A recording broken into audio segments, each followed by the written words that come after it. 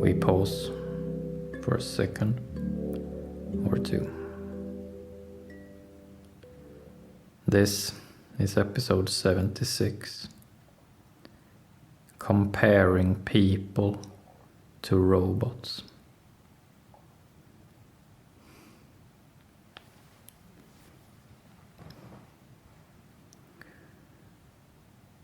In the news recently,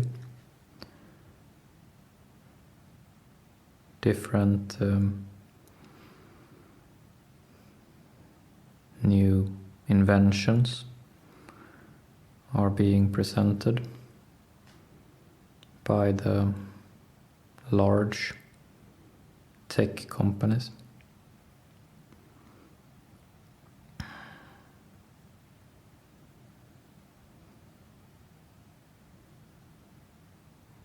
Different forms of programs, different forms of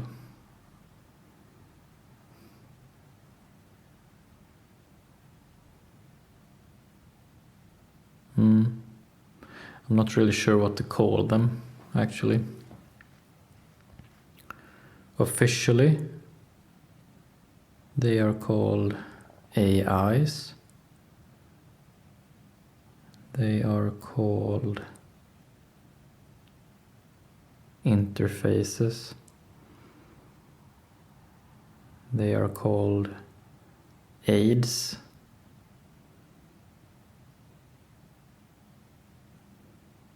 They are called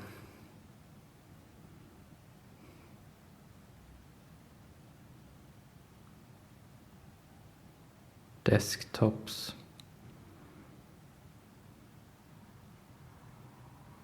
They are called applications. All of these different words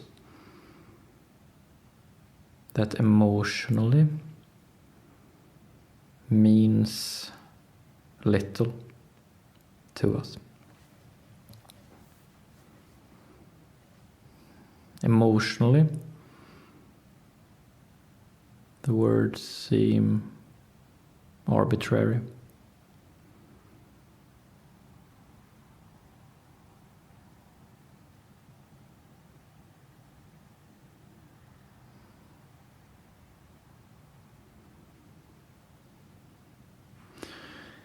Today's episode is called comparing people to robots.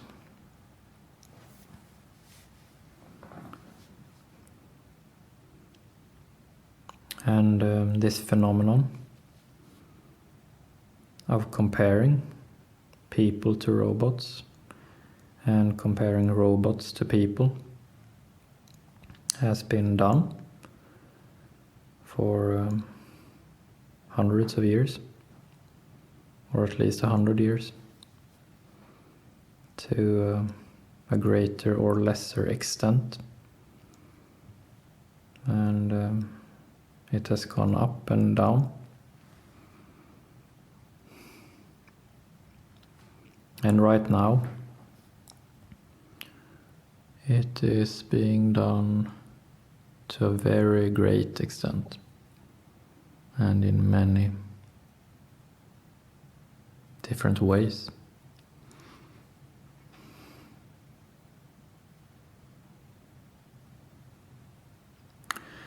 Today we will talk about some possible effects emotionally that these comparisons between people and robots might have on our bodies, on our sense of self, our sense of being people.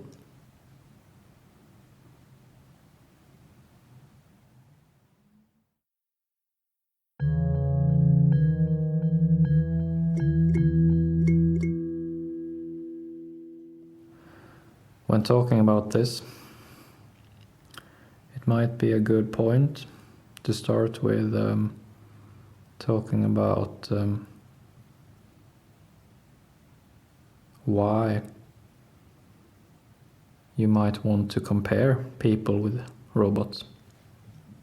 What would be the effects?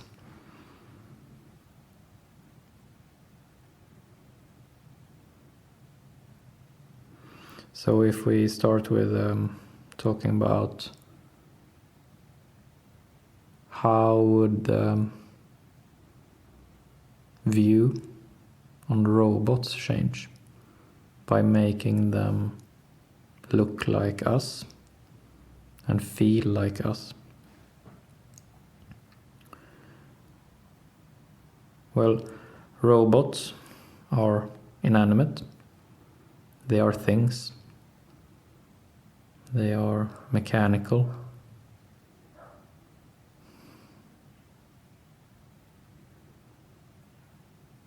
And if we make robots seem like people, look like people, sound like people, feel like people, then we might start treating them like people.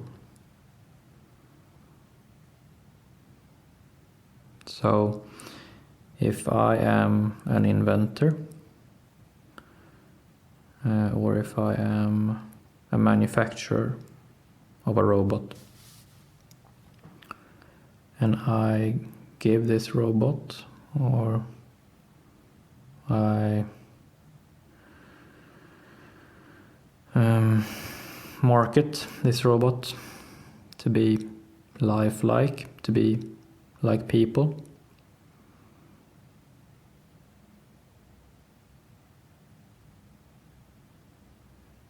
then we will think of the robot as a person,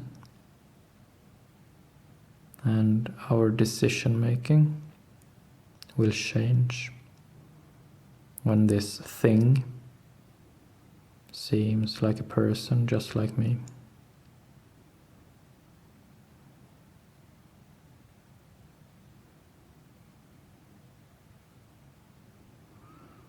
You are loyal to people. And if the robot seems like a person, then we will more likely be loyal to it.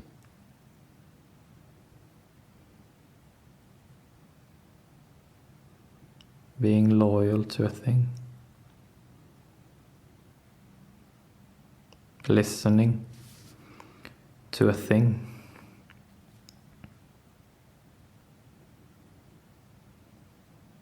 Viewing a thing as an authority.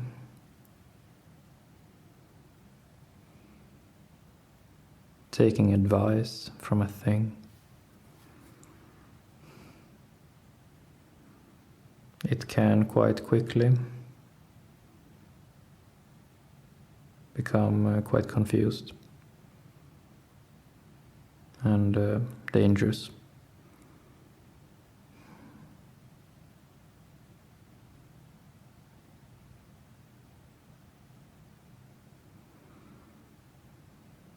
If we flip the perspective and instead think about why would a producer or an inventor want to make people compare themselves to robots? Why would you want people to compete with robots and to judge their identities, their sense of self, their sense of worth to a robot? Why would you want to do that?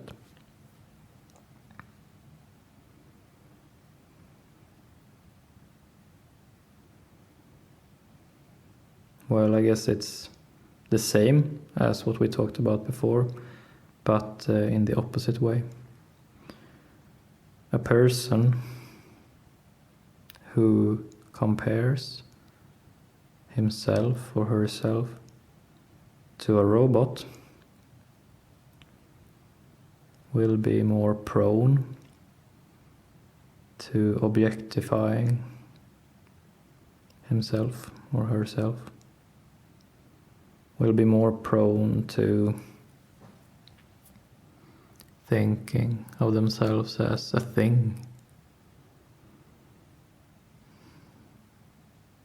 If I compare myself to a robot, the robot is a thing, and therefore I will maybe quite subtly, in a subtle way, but I will nonetheless maybe think of myself more as a thing.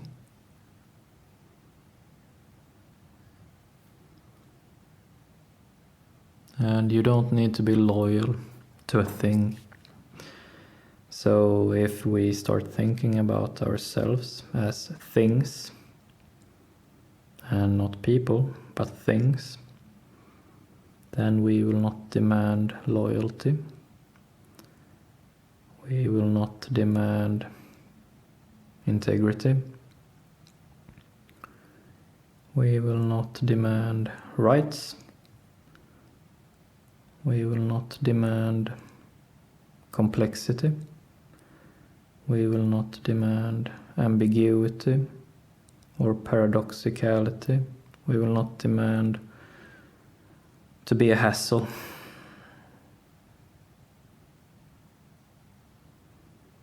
Because we will think more about ourselves as things. We are like robots, so we are like things. And things are disposable.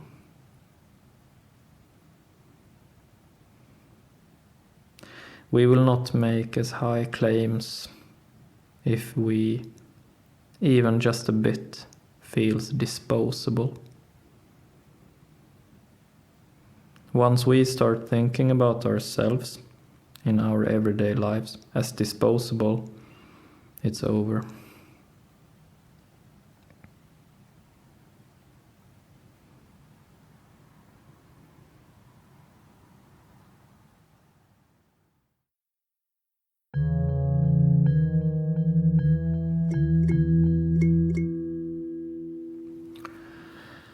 Comparing people to robots is today's episode. And with today's episode, I wanted us to take the opportunity to just spend some time with how it feels in our body, thinking about these matters. A lot about our resilience, a lot about our integrity, is about getting in touch with how our body feels here and now in real time. So, whatever subject we might talk about, or whatever situation that we might find ourselves in, our bodies are there, and they are always sensing, they are always experiencing, they are always telling us things. And the more adept we are at being in touch with how our body feels from head to toe in any given situation, the less vulnerable we become to whatever the situation presents.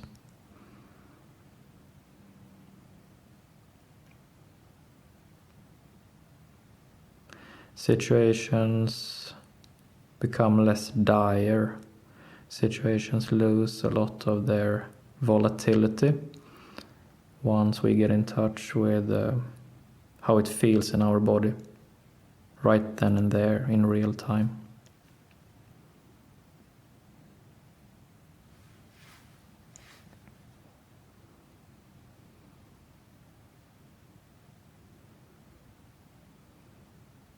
in the news right now. There are presentations being made about new inventions, new robots, new AIs as they call them. And every time we watch such a presentation, we feel something in our bodies.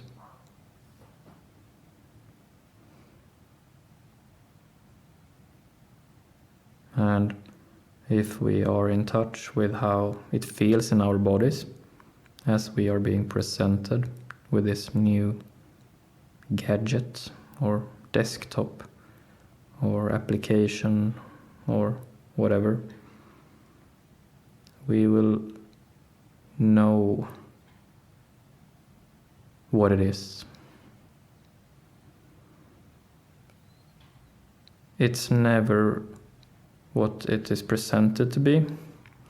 It is what we feel that it is in our bodies.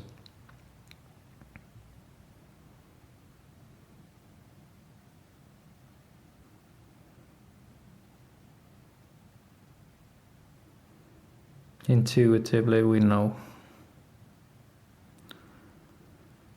And robots don't.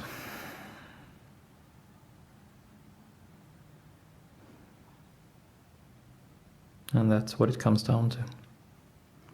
Intuitively we know. And robots never will.